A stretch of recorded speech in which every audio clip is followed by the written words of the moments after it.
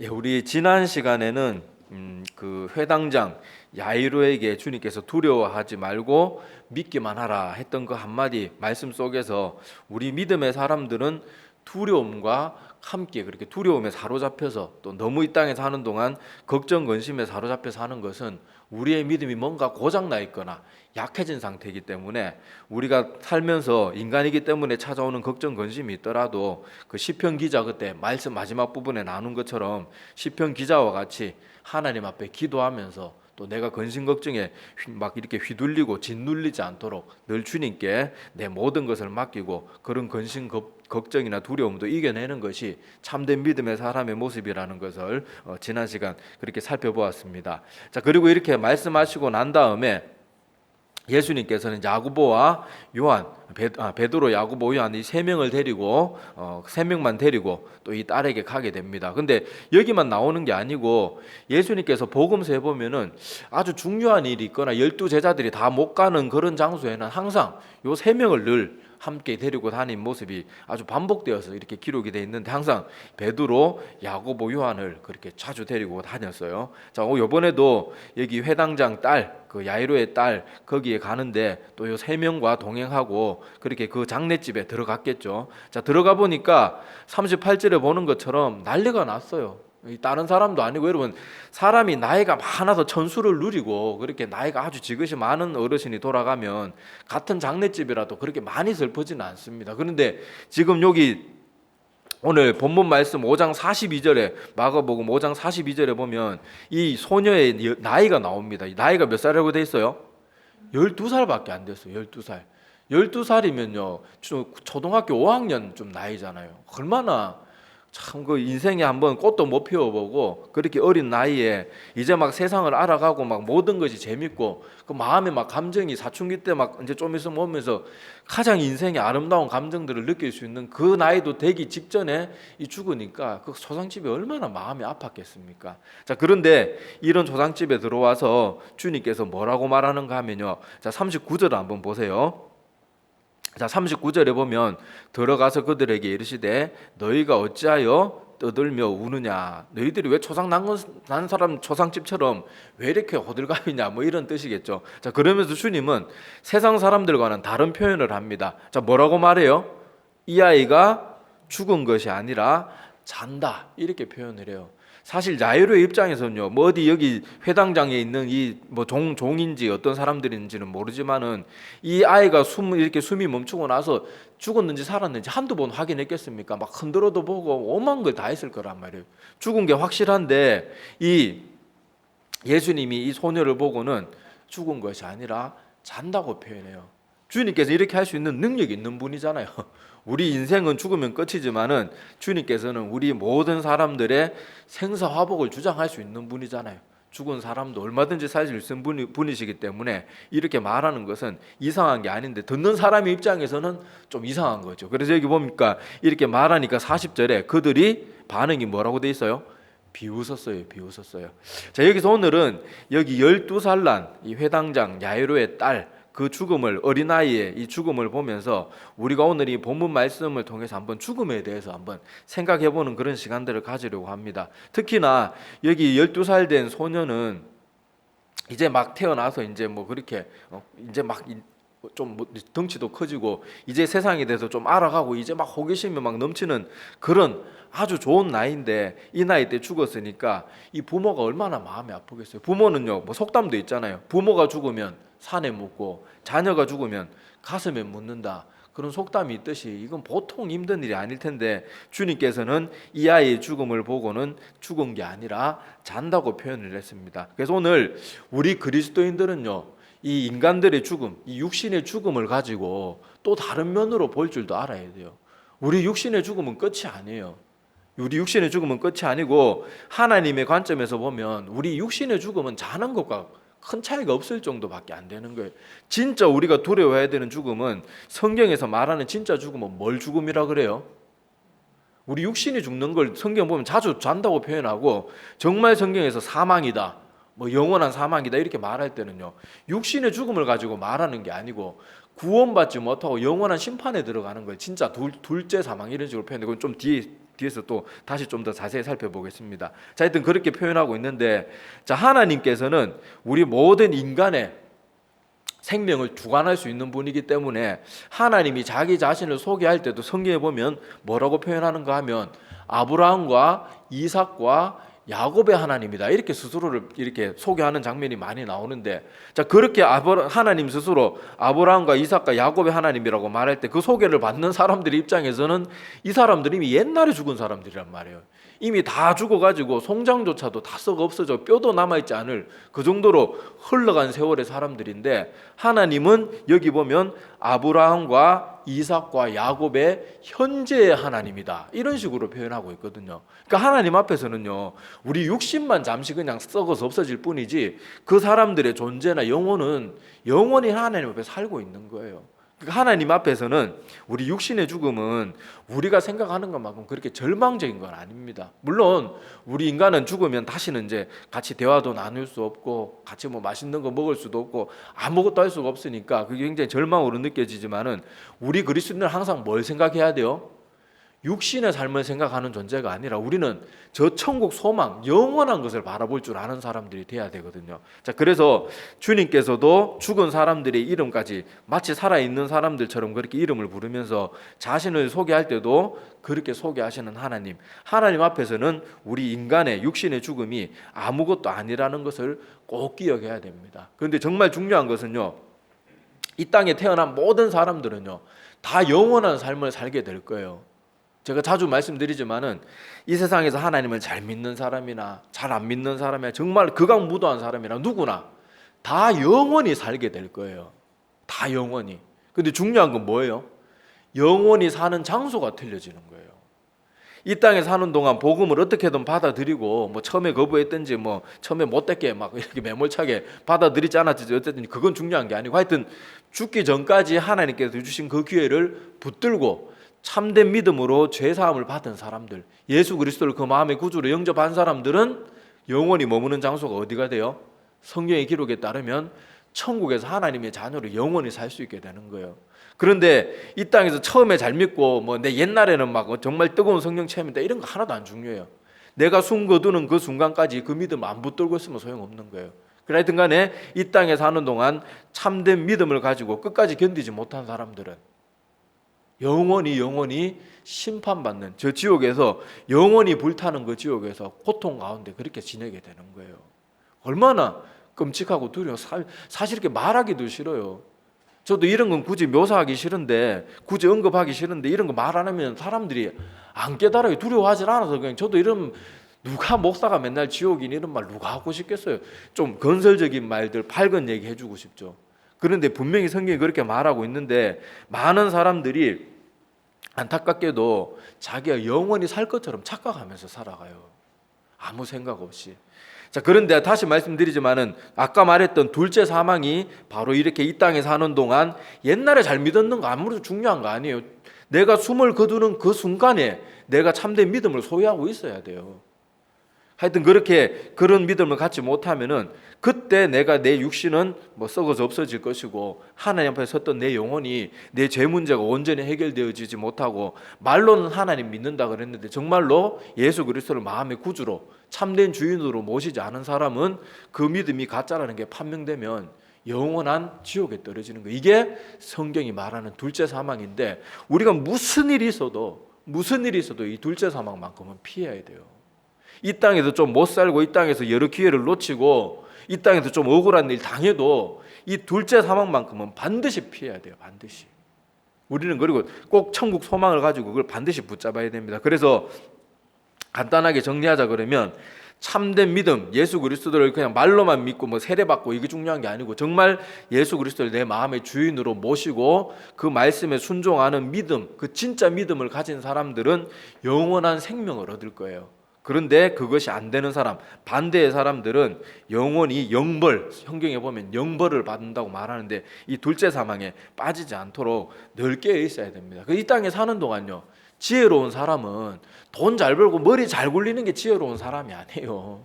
이 땅에 사는 동안 가장 지혜로운 사람은요, 복음의 말씀을 듣고 먼 미래 내 인생의 마지막 때를 준비하는 그 사람이 가장 지혜로운 사람인 거예요. 우리가 이걸 꼭 기억하셔야 됩니다. 오늘 말씀에도 보면요, 이 12살 아이가 이렇게 빨리 죽을 줄 누가 알았겠어요? 저는 어렸을 때 제 충격적인 기억 중에 하나가, 제 친구 동생 하나가 그때 나이가 4살인가 5살밖에 안 됐는데 벌에 쏘여가지고 쇼크사로 갑자기 죽었어요. 그렇게 허무하게 갈 줄 누가 알았겠냔 말이에요. 우리 인생은 언제 어떻게 될지 모릅니다. 그래서 우리가 한낮 일기예보에 비가 온다 그래도요, 밖에 마당에 그 널어놨던 빨래도 걷어들이고 장독 뚜껑도 덮어요. 일기예보는 맞을 때도 있고 안 맞을 때도 있고, 안 맞을 때가 더 많다고 막 사람들 짜증 내잖아요. 그런 일기예보 보고도 비가 온다 그러면, 오늘 오후에는 비가 온다 그러면 그렇게 대비를 하는데, 이 죽음에 대한 건 틀리는 법이 없어요. 모든 사람은 반드시 죽어요. 반드시. 일기예보 하나만 듣고도 빨래도 걷고 장독대도 덮고 뭐 이렇게 저렇게 밖에 널어놓은 것도 거두면서 어떻게 누구에게 반드시 찾아오는, 모든 사람에게 어떻게든 반드시 찾아올 이 죽음에 대해서 생각하고 그렇게 살아가는 사람은 너무 적은 게, 그게 너무너무 안타깝고 두려운 일이라는 거예요. 저는 이제 사역자라는 특성상 죽음을 눈앞에 둔 사람들을 많이 만나봤어요. 많이 만나봤는데 그때마다 느끼는 게 뭔가 하면요, 지금 세상 일이 바빠가지고 교회도 잘 나오지 못하고 맨날 이렇게 신방 가면, 목사님 지금 제가 너무 바빠가지고 교회 내가 좀 한가해지면 교회 나가겠습니다 이렇게 말하는 분들이 있거든요. 좀 그런 분들 데리고 이런 신방 몇 군데만 한번 같이 해봤으면 좋겠어요. 그런 분들이 정말 그걸 봐야 되거든요. 근데 하나같이요, 죽음을 코앞에 두고 있는 사람들, 이제 병원에서도 포기하고 사형 선고 받아서 이제 뭐 일주일 남았습니다, 보름 남았습니다 하는 사람들, 그리고 이제 뭐 진짜 막 숨이 꼴까닥 해가지고 겨우 정신 들었을 때 이제 막 중환자실 찾아가가지고 만났는 사람들, 그 사람들이 마지막 그렇게 붙들고 있는 정신으로 뭘 후회할 것 같아요? 일 더 열심히 못하고 재산 더 많이 모은 거 갖고 후회한 사람 한 명도 못 봤습니다. 정말 단 한 명도 돈 많이 못 모은 거 가지고 후회한 사람 못 봤어요. 다 뭘 후회하는가 하면요, 내가 그 건강할 때 왜 교회 생활을 그렇게 등한시 했을까? 내가 하나님 앞에 충성하고 말씀도 보고 내 인생에 보람된 것들로 채울 수 있고 사랑하는 가족들하고 더 따뜻한 시간 보낼 수 있었는데, 내가 돈 몇 푼 그것 때문에 왜 노예 짓을 했을까? 내가 왜 거기에 질질 끌려다녔을까? 죽음을 눈앞에 두면 자기가 인생의 돈의 노예로 살았다는 그때 깨닫는데, 그때 깨달아봐야 무슨 소용이 있냔 말이에요. 그나마 마지막에라도 믿음 붙들고 가는 사람이 믿음 참 붙들고 가면 다행인데, 여러분 마지막 죽음이 눈앞에 있어도 믿음이 내가 믿어야지 한다고 믿어지는 게 아니에요. 그렇게 후회하면서도요, 말씀 아무리 목사님들이 말씀 전해도 끝까지 아멘 못하고 돌아가시는 분들도 있단 말이에요. 심지어 교회 다니는 분들 중에도 그런 사람이 있단 말이에요. 그러니까 우리가 이 땅에 사는 동안 이 죽음에 대해서 생각하고 정말 대비하는 건 정말 지혜로운 거예요. 지혜로운 거. 우리가 인생에 오는 순서는, 사람들이 이 땅에 오는 건 순서대로 오지만 가는 건 순서가 없다 그러잖아요. 오늘 본문 말씀에도 죽은 소녀의 나이가 12살밖에 안 되었어요. 12살. 내가 1분 1초 앞이 어떻게 될지 모르고, 오늘도 이 땅에 여러 사람들이, 이 지구상에 수많은 사람들이 죽었을 텐데, 그 많은 사람들이 아침에 물론 사형 선고 받아서 죽음을 예감하고 죽은 사람도 있겠지만요, 사고로 죽고 이런 사람들은 다 아침에 나서면서 엄마 나 오늘 갔다 올게, 저녁에 뭐 해줘, 그렇게 나섰다가 사고로 죽은 어린 영혼들도 있을 거란 말이에요. 우리 뭐 세월호 사건 같은 거 보면 알 수 있잖아요. 또 그리고 젊은 아빠가 그래 누구야 오늘 내가 아빠 퇴근하고 올 때 통닭 사올게, 그러고는 못 돌아오는 거예요. 얼마나 마음 아파요. 준비가 안 돼 있으면. 요새 코로나 보잖아요. 저는 코로나 사태 때 이 사람들이 코로나 걸려가지고 잠시 그냥 병원에 검사 받으러 갔는데 코로나라는 거예요. 그러면 그 상태로 입원해가지고 나오지도 못, 나 지금 집에 정리할 것 좀 있는데 잠깐만 나갔다 올게, 소용없으면 못 나가요. 거기서 못 낫는 사람은요, 거기 뭐 음압병도 이런 데 갇혀가지고 식구들 손도 한번 못 잡아봐요. 같이 얼굴도 맞대고 얘기도 못하고 핸드폰으로 겨우 화상통화로 마지막 유언 남기고 죽어가는 거예요.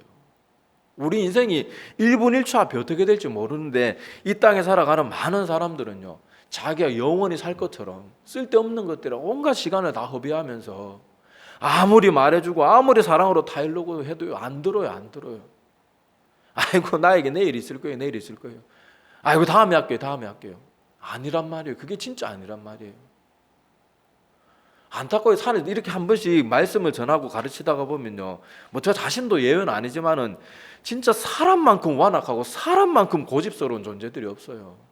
아무리 예를 들고 가르쳐주고, 제가 어제도 이렇게 멀쩡하던 사람이 갑자기 쇼크가 와가지고 돌아가시면 젊은 누구 집사님 보고 왔습니다. 제발 이렇게 사시면 안 돼요. 아이고 그 사람은 그 사람이, 저는 건강관리 잘하면 제가 맨날 운동하거든요. 안 들어요.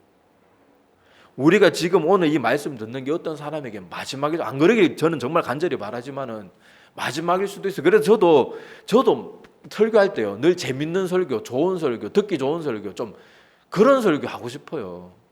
근데 이 설교를 듣는 어떤 사람에게 마지막이면 어떡하냔 말이에요. 제가 하나님 어떻게 고개 들고 설 수 있겠어요?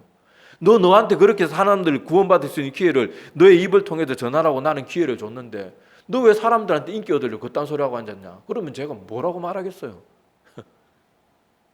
그러니까 우리는 이 죽음에 대한 준비가 되어 있는지를 때로는 한 번씩, 오늘 기왕 오늘 본문 말씀에 이런 젊은 어린 영혼의 죽음이 나오니까 한번 생각해 보자는 거예요.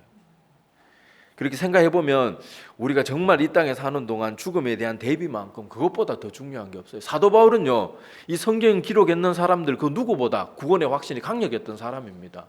예정론까지 자세히 기록했던 사람인데, 그렇게 구원의 확신이 넘쳐났던 사도 바울의 삶은 어땠어요?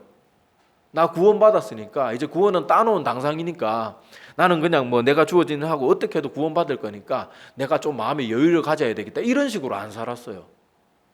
내가 버림받으면 어떡할까? 내가 이렇게 열심히 복음 전하고 난 다음에 내가 나가 떨어지면 어떡할까? 사도 바울은 주변에 자기 동료들이 그렇게 되는 거 봤거든요. 목숨 걸고 같이 사역했던 사람들이 세상을 사랑해서 떠나는 거 봤거든요. 주일날도 설교했잖아요. 데마와 같은 사람들, 그렇게 목숨 걸고 같이 동역했던 사람이, 그렇게 뜨거웠던 믿음의 사람이 하루아침 믿음이 무너져 떠나가는 거예요. 그러니까 사도 바울은 구원의 확신이 있었지만은 단 하루도 허투루 살지 않습니다. 그러고는 뭐 운동 선수의 비유라든지 이런 비유를 보면서 면류관을 얻기 위해서도 사람들이 그렇게 열심히, 운동 선수들이 열심히 일하고 수고하는데 우리가 그렇게 안 살아서 되겠냐? 그러면서 또 사도 바울이 뭐라고 말합니까? 너희 구원을 두렵고 떨림으로 이루어 가라고 그렇게 우리에게 분명하게 가르쳤어요.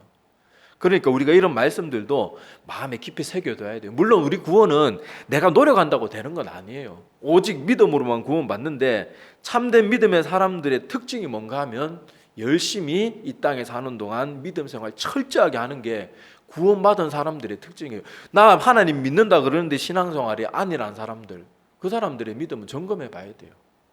그럴 수가 없어요. 진짜 예수님을 정말 내 생명의 구주로 모신 사람들은 뭐 놀거리 있다고, 계모임 있다고 주일 예배 빠지고 그렇게 못합니다. 자기가 진짜 어디 뭐 다리가 부러지고 사고가 나서 막 병상에 누워있는 그런 지경이 되지 않는 이상, 믿음이 있는데 막 정말 몸이 너무 아프고 이런 거 아닌데 충분히 나갈 수 있는 건강이 있는데 아이고 나 오늘 놀러 가서 못 나가, 이거 말이 안 돼요. 제 경험으로는 그래요. 그러니까 우리가 이 사도 바울의 가르침처럼 내가 정말 구원받는 믿음을 가졌다면, 내가 이 믿음 때문에 때로는 세상에 거 좀 내려놓고 세상에 거 좀 손해보고 그러는 일이 있더라도 믿음, 예배생활, 말씀 보는 시간, 이런 것들에 내가 철저하게 집중해야 돼요. 그렇게 해도 여러분 떨어져 나가는 사람이 있는데, 우리같이 안일하게 하다가 진짜 언제 어떻게 될지 어떻게 할 거예요. 그리고 나는 잘 믿는다고 생각했는데 마지막 주님 앞에 섰을 때 너 스스로 속인 거야, 너 스스로 속아 넘어간 거야, 이러면 그때 진짜 답 없잖아요. 그때는 아이고 하나님 이제 다시 한번 태어나서 다시 살겠습니다, 이게 되는 것도 아니고, 다시 한번 시간을 며칠만 돌려주세요, 이것도 아니고. 그러니까 우리는 이 땅에 있는 동안 사도 바울과 같이 철저하게 살아가는 것 외에는 방법이 없어요. 방법이. 그렇지만은 참된 믿음으로 하루하루 열심히 믿음을 따라 순종하며 살아가는 사람들에게는요, 이 죽음만큼 좋은 게 없습니다. 이게 또 무슨 뚱딴지 같은 소리냐? 이건 제 말이 아니에요. 제 말이 아니고 성경에 분명히 그렇게 기록하고 있습니다. 자, 시편 116편 15절에 보면요, 이렇게 기록이 되어 있습니다. 그의 경건한 자들의 죽음은 여호와께서 보시기에 귀중한 것이로다. 하나님이요, 여기 경건한 자들은 참된 믿음으로 열심히 살아갔던 그런 사람들을 말하겠죠. 자, 그런 사람들의 죽음은 여호와께서 보시기에 끔찍한 것이다, 이렇게 표현하고 있지 않고요, 귀중한 거다. 믿음의 사람들의 죽음은 너무도 소중한 거다. 그리고 그 믿음, 이 땅에 열심히 살고 그 사람들의 생명이 끝나서 육신의 죽음을 맞은 그 사람들 뒤에 남은 건 뭐겠어요? 영원한 하나님과 동거동락하는 영생이 있는 거예요. 그러니까 얼마나 그게 귀중한 순간이겠어요. 그러니까 성도의 죽음, 이 땅에서 죽음의 준비를 잘하고 신앙생활 잘한 사람들의 죽음은요, 절대 끔찍하고 절망이고 모든 게 암흑으로 돌아가고 무로 돌아가고 그냥 소멸이고 그게 아니에요. 이제 진짜 꽃밭이 열리는 거예요. 진짜 영원한 꽃밭이 열리는 거예요. 믿음의 준비를 한 사람들에게는. 그래서 여호와 하나님이 직접 경건한 자들의 죽음은 귀중한 것이다까지 이렇게 표현하고 있고요. 자, 계시록 14장 13절에 보면 이런 말씀이 있습니다. 또 내가 들으니 하늘의 음성이 나서 이르되 기록하라. 지금 이후로 주 안에서 죽는 자들은 복이 있도다 하시매 성령이 이르시되 그러하다. 그들이 수고를 그치고 쉬리니 이는 그들의 행한 일이 따름이라 하시더라. 자, 여기서도 보면 여기 죽음에 대해서 어떻게 표현하고 있습니까? 이제 그들이 이 땅에서 모든 수고를 그치고 이제 쉬는 시간이 되었다. 쉬는 시간이 되었다. 얼마나 아름다운 표현이에요. 우리 사실 이 땅에 사는 것이 얼마나 피곤하고 걱정거리 많고 얼마나 힘들고 지칩니까? 일주일에 하루 쉬는 날, 그 하루 쉬는 것도 또 제대로 가족들 있고 이러면 제대로 쉬지도 못하고 또 남편하고 뭐 설거지 해주네 안 해주네 외식 하네 안 하네 가지고 싸우고 하루도 편할 일이 없잖아요. 자, 그런데 이 믿음의 사람들, 자금 이후로 주 안에서 죽는 자들은 복이 있다. 왜냐하면 그들이 이 땅에서 모든 수고를 그치고 이제는 영원한 쉼에 들어갈 거고, 그리고 그 쉼의 시간에는 이 땅에서 믿음대로 살았던 그 행한 일이 따릅니다. 그러니까 그 행한 일에 보상이 따라올 거라는 거예요. 그냥 우리에게 영원한 생명만 주셔도 너무 감사한 일인데 하나님이 믿음대로 산 그 사람들에게는 보상까지 해주신대요. 그러니까 하나님 안에서는요, 참된 믿음의 준비만 되어 있다면 죽음도 하나님 앞에서는 소중한 걸로 변화되어지는 거예요. 이걸 오늘 우리가 이 젊은 어린 영혼의 죽음을 통해서 한번 깨달았으면 좋겠습니다. 자, 우리 무디 목사님 많이 들어보셨을 텐데요. 무디 목사님이 이제 나이가 많으셔가지고 이제 죽을 날이 이제 가까이 오는 걸 알고는 친구들한테 이런 글을 써서 준 적이 있다고 합니다. 제가 한번 읽어드릴게요. 자, 어느 날 신문에서 이 무디가 죽었다고 하는 기사를 읽거든 그 사실을 믿지 마시오. 그때는 지금의 나보다 더 확실하게 살아있을 것입니다. 흙으로 지은 옛집에서 나와서 더 높고 영원한 집, 죄악이 접근하지 못하고 더럽힐 수 없는 영광스러운 몸을 입고 더 높은 곳에 있을 것입니다. 육신은 1837년에 태어났고 영혼은 1856년에 태어났습니다. 육신은 죽을 것이나 성령으로 난 것은 영원히 살 것입니다. 무디 목사님이 자기의 죽음이 다가오는 거 이제 노년이 돼가지고 자기 이제 얼마 안 있으면 죽을 걸 알고 이렇게 친구들에게 말을 했대요. 자, 다시 한번 읽어드릴게요. 자, 어느 날 신문에서 이 무디가 죽었다고 하는 기사를 읽거든 그 사실을 믿지 마시오. 신문 기사에 나와서 확실하게 죽었다는 얘기잖아요. 자, 그런데도 그 사실을 믿지 말라고 하고 이렇게 말합니다. 자, 그때는 지금의 나보다 더 확실하게 살아 있을 것입니다. 흙으로 지은 옛집에서 나와서 더 높고 영원한 집, 죄악이 접근하지 못하고 더럽힐 수 없는 영광스러운 몸을 입고 더 높은 곳에 있을 것입니다. 육신은 1837년에 태어났고 영혼은 1856년에 태어났습니다. 육신은 죽을 것이나 성령으로 난 것은 영원히 살 것입니다. 이게 무디 목사님이 친구들에게 한 말이에요. 그리고 무디 목사님의 죽음에 대한 얘기는 제가 설교 때 한 번씩 얘기해서 다시 언급하지는 않겠습니다만, 자세히는 언급하지 않겠습니다만은, 무디는 죽는 그 순간에도 하늘이 열리는 환상을 봅니다. 그리고 죽음 환상의 그 환상 속에서 또 환상이 이제 실제로 왔다왔는지는 모르겠는데 하여튼 먼저 죽었던 그렇게 손자 손녀도 만나고 그러는 환상들을 체험을 해요. 그러고는 다시 이렇게 눈을 감으면서 내가 이제 숨 넘어가더라도 의사나 이렇게 사람 죽으면 이렇게 CPR하고 막 그러잖아요. 그런 거 하지 마라. 하나님이 날 부르셔서도 난 가야 된다. 너무 아름다운 곳이다. 저게 천국이라면 마다할 이유가 없다. 그러면서 눈을 감았던 게 이 무디 목사님의 모습인데요. 자, 여기 한번 오늘 이래 들었던 말씀들 한번 다 살펴보세요. 우리 이 땅에 사는 동안 이 땅에 사는 삶은 어차피 잠깐입니다. 영원에 비하면 정말 잠깐이에요. 이 땅에서 좀 더 잘 먹고 잘 살고 돈 1,000만 원, 2,000만 원, 1억, 2억, 10억, 20억 더 있는 거 아무것도 아니에요. 죽음 앞에서 보면. 그런데 우리는 아둥바둥 그 돈 몇 푼 때문에 우리의 영원한 것을 다 놓치고 살아요. 내가 즐기고 싶은 것 때문에 지옥과 타협하고 살아갑니다. 그게 우리 인생의 어리석은 모습이거든요. 우린 영원히 살지 못해요. 내가 정말 생각지도 못한데 죽음이 호련히 찾아올 겁니다. 그때 누가 죽음에 대한 준비가 되어 있느냐, 그게 제일 중요한 거예요. 그리고 구원은 복잡하고 어려운 게 아닙니다. 주 예수 그리스도를 진심으로 믿어야 돼요. 세례받았는 게 구원의 증표가 될 수 없어요.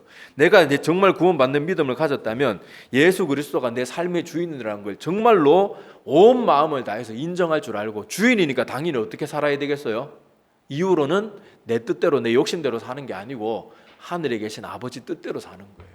그게 진짜 믿음의 사람의 모습입니다. 아무리 입술로 믿음의 고백해도요, 하나님이 내 마음의 주인입니다, 말로 고백은 잘하는데 주인의 뜻대로 안 살면 그건 종이 아니잖아요. 자녀가 아니잖아요. 그러니까 스스로 속이는 자가 절대 되지 마시고, 오늘 말씀을 보면서 우리는 언제 어떻게 될지, 젊은 사람이라고 건강한 사람이라고 나에게 영원한 삶은 절대로 주어지는 거 아니에요. 내가 1분 1초 앞에 어떻게 될지 모르는 존재이기 때문에 항상 믿음에 깨어있고 준비되어 있는 사람이 되어야 됩니다. 그래서 오늘 이 말씀 듣고 잠깐 기도 드릴 때도 여러분들이 혹시라도 아직도 마음에, 솔직히 사람마다 구원의 확신이 없을 수도 있거든요.